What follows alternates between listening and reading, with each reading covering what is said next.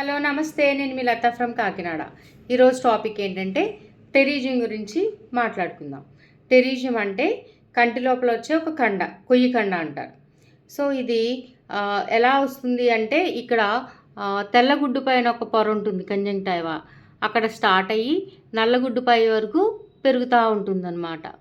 So దీన్ని కొయ్యి కండ అంటాం. సో ఇది ఏ కారణాల చేత వస్తుందంటే ఎక్కువగా ఎండలో వర్క్ చేసే వాళ్ళకి, అంటే వేడి వాతావరణంలో పనిచేసే వాళ్ళకి అల్ట్రావైలెట్ రేస్ ఉంటాయి చూసారా.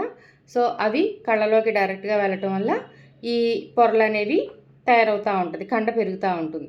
అలాగే రెగ్యులర్గా డస్ట్ పడే వాళ్ళకి, దుమ్ములో పనిచేసే వాళ్ళకి కూడా ఈ కండ వస్తుంది.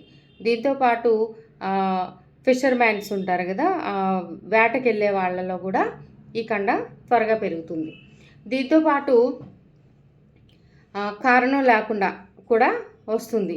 అది ఫ్యామిలీలో ఎవరికైనా ఉంటే కూడా ఈ కొయ్యి కండ అనేది పెరుగుతుంది.